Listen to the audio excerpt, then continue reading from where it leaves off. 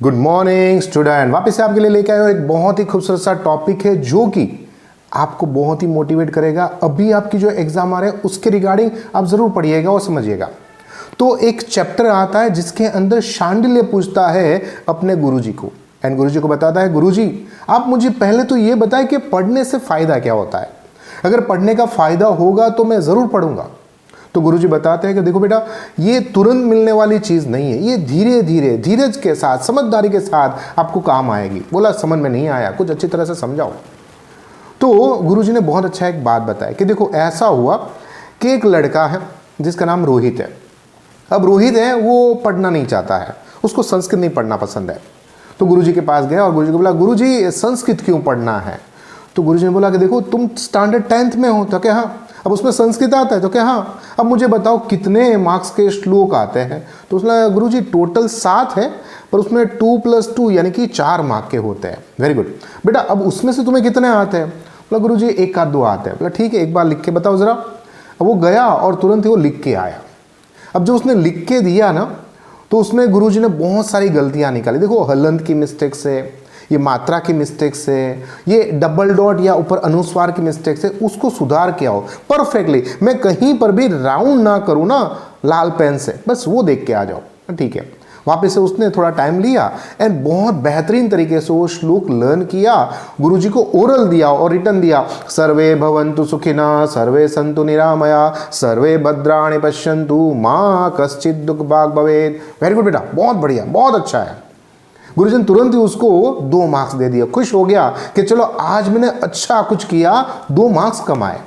अब दूसरे दिन क्लास टेस्ट हुई। अब क्लास टेस्ट के अंदर भी गुरुजी ने लक बाय चांस वही श्लोक पूछ लिया। अब हुआ ऐसा कि भाई सबको आता था, खुश हो गया एंड बोला यस ये मेरे को आता है, कुछ भी हो जाए 2 मार्क्स मेरे हैं। एंड फटाफट से उसने लिख दिया।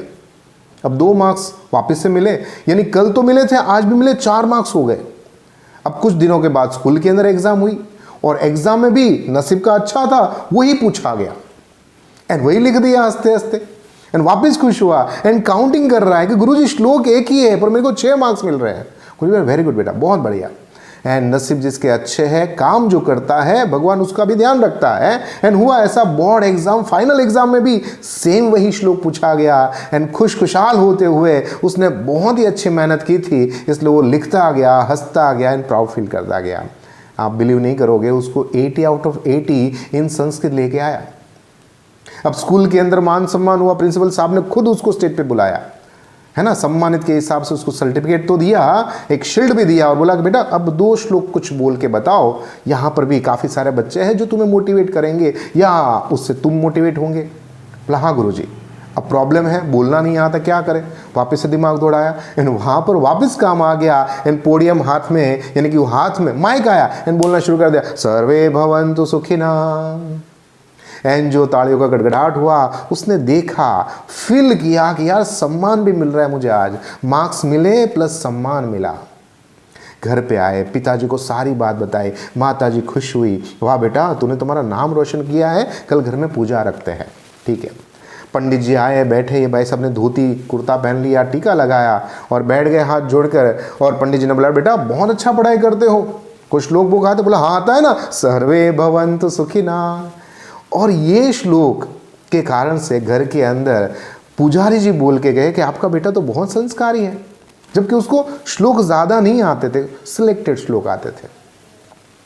अब हुआ ऐसा, वेकेशन पड़ा, घर के अंदर बुआ, चाची, मासी, उसके छोटे छोटे बच्चे भी आए एंड बुआ थोड़ी टेढ़ी रोहित भाई की।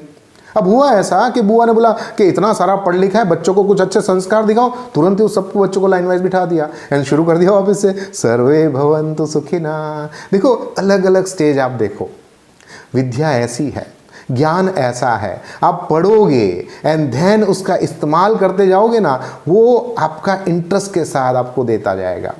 अगर आप 4 या 10 माल की मंजिल से आप फंस गए, आग लगी हुई है, तो वहां पर पापा को फोन नहीं करना है कि मैं सीढ़ियों से जाऊं या लिफ्ट से जाऊं या खुद ही आग बुझाओ।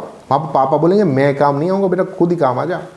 इस तरह से ज्ञान जो है, विद्या जो है ना, वो किताब से मिलती है, ज्ञान समझदारी से मिलता है। और यही ज्ञान हमें पाना है 10th के अंदर। समझो, लिखो और आगे बढ़ो। देखना ऐसा चमत्कार आप करोगे कि आपको खुद के ऊपर भी प्राउड फील हो जाएगा। तो आशा करता हूं आपके पेरेंट्स का और आपका सपना, ये जो 10th बोर्ड आ रहा है उसके अंदर फुल मार्क्स लेके आओ। फुल मार्क्स अपने लिए लेके आना, तो आपको ज्यादा खुशी होगी। All the very best from Mahendra Joshi. Thank you very much.